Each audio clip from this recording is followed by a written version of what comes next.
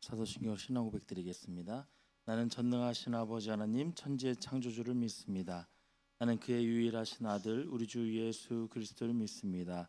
그는 성령으로 잉태되어 동정녀 마리아에게 순하시고 본디오 빌라도에게 고난을 받아 십자가에 못 박혀 죽으시고 장사된 지 사흘 만에 죽은 자 가운데서 다시 살아나셨으며 하늘에 오르시어 전능하신 아버지 하나님 우편에 앉아 계시다가 거기로부터 살아있는 자와 죽은 자를 심판하러 오십니다.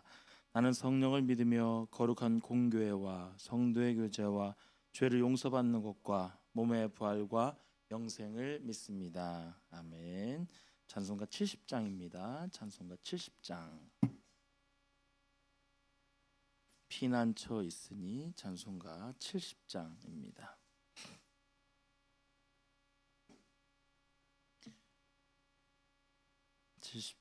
피난처 있으니 피난처 있으니 환난을 당한 자 이리 오라.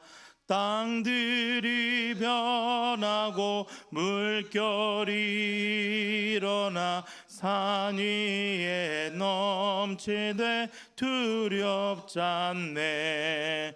이방이 떠들고 나라들 모여서 진동하나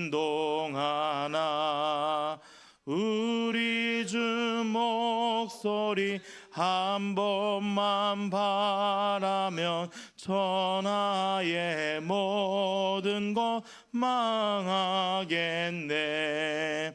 만유주 하나님 우리를 도우니 피난처요. 세상의 난리를 그치고 하시니 세상의 장검이 쓸데없네.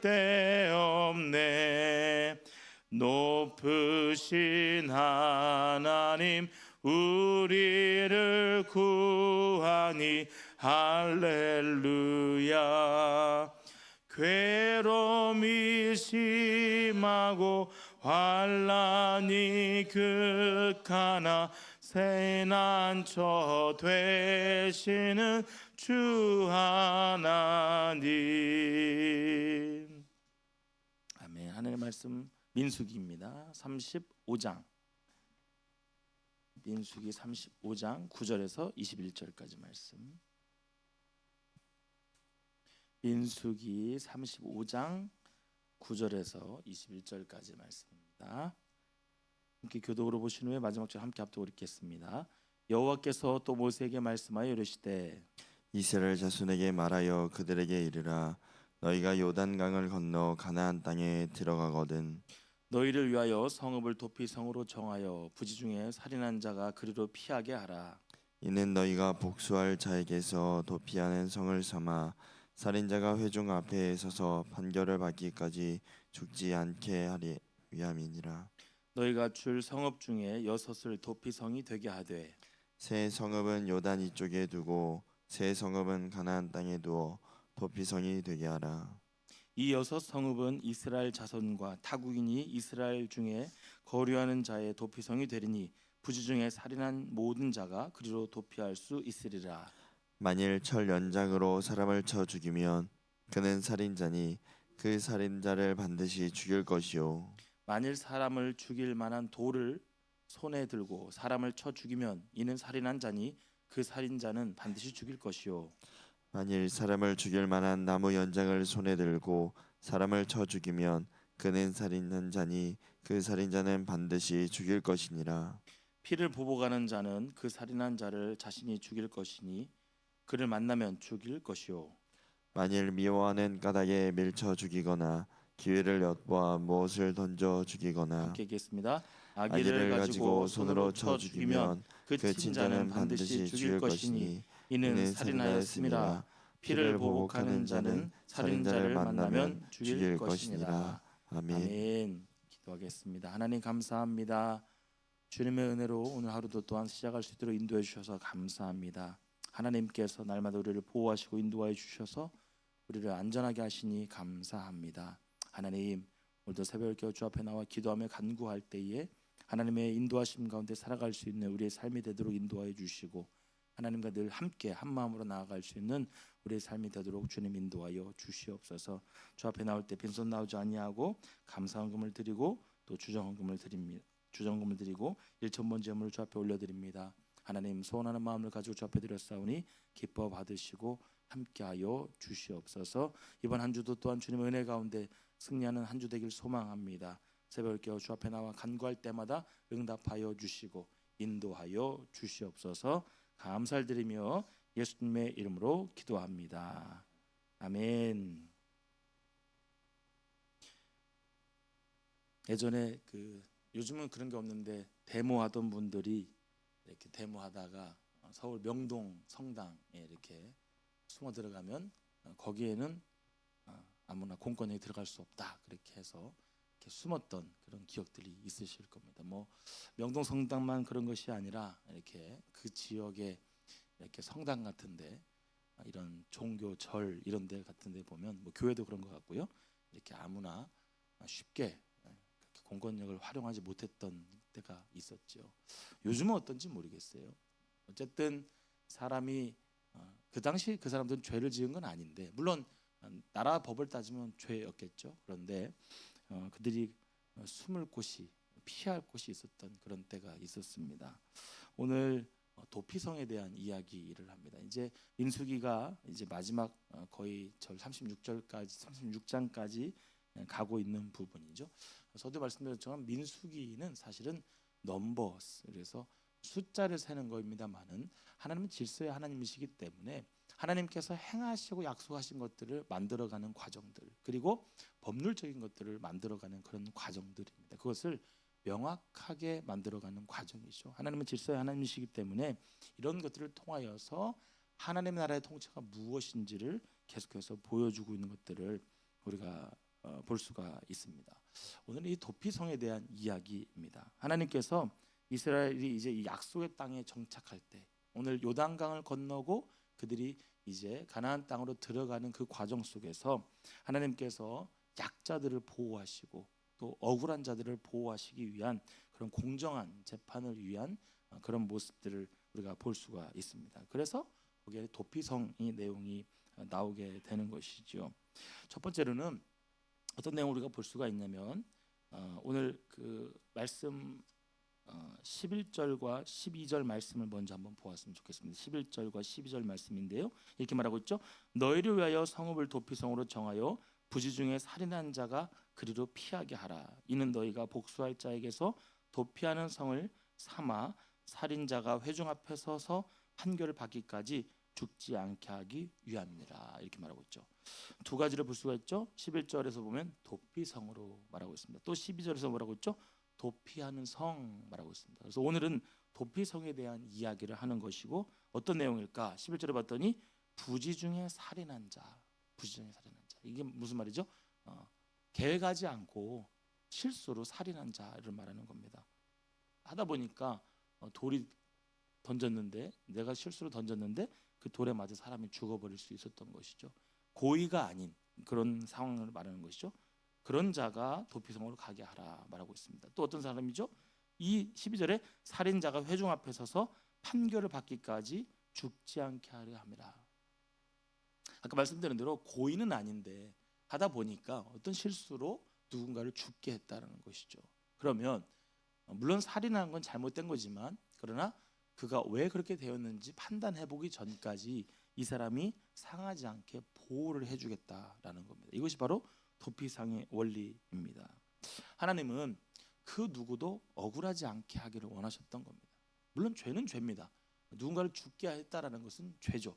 누군가를 상하게 했다라는 것은 죄죠. 그런데 하나님께서는 그러나 그 부분이 왜 그렇게 됐는지 들어볼 수 있는 기회를 줘야 한다. 이렇게 말씀을 하는 것입니다. 그래서 오늘 11절과 12절 말씀을 통하여서 우리가 오늘 도피성에 대한 그 이야기를 볼 수가 있는 겁니다. 하나님께서 이들에게 이렇게 이런 것을 허락하신 무엇이죠? 은혜를 상징하는 것입니다.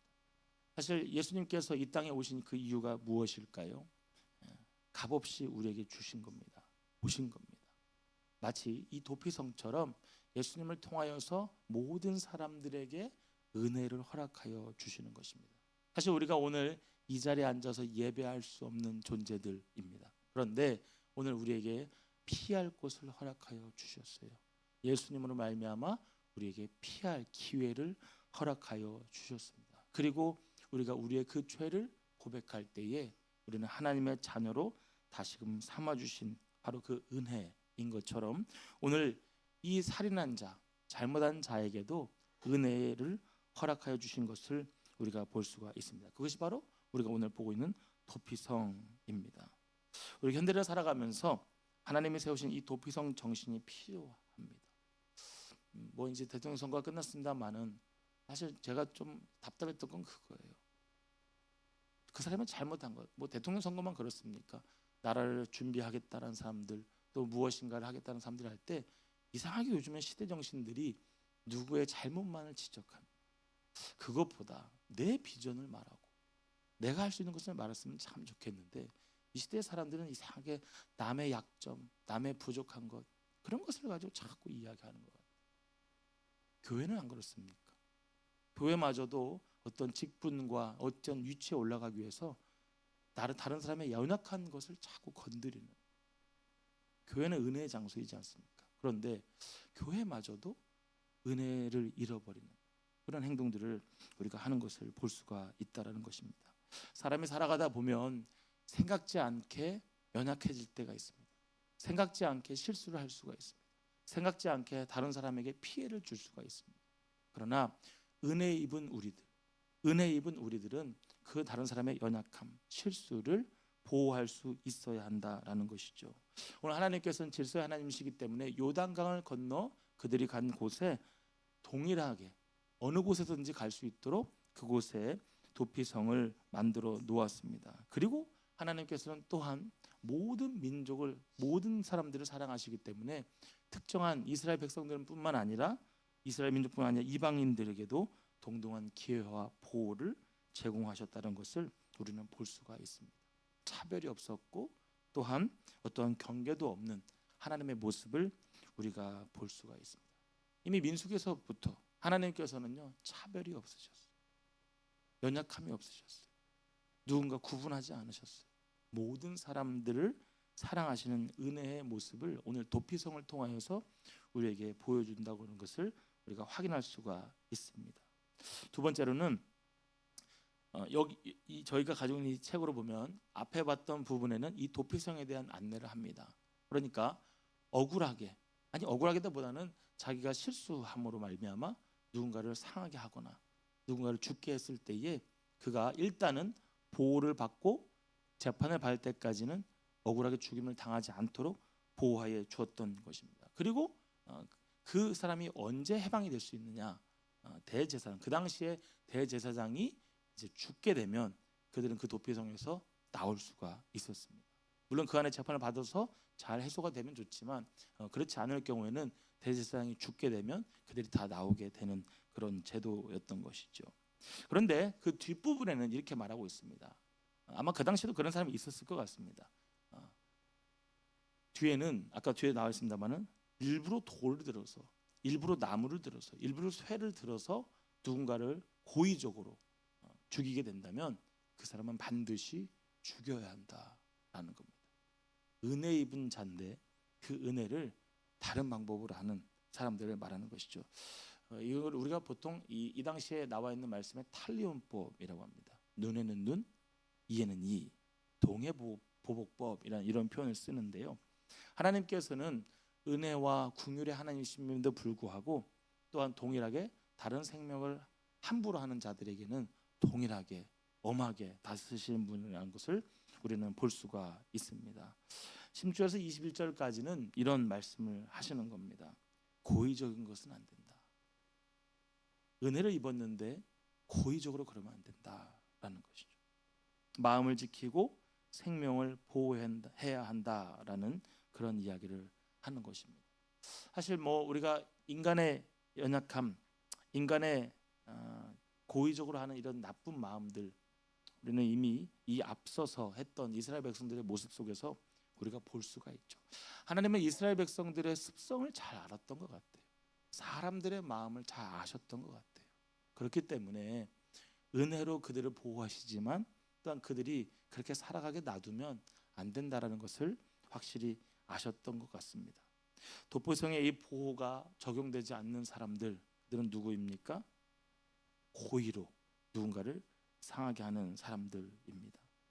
앞서도 제가 말씀드렸습니다만 요즘 이 시대는 어떻습니까? 어떤 특정인을 혐오하는, 누군가를 힘들게 하는 이런 시대를 우리가 살아가고 있죠. 일본에서 있는 이지메 같은 현상들이 우리나라에도 이제는 너무나도 많이 들어와 있죠.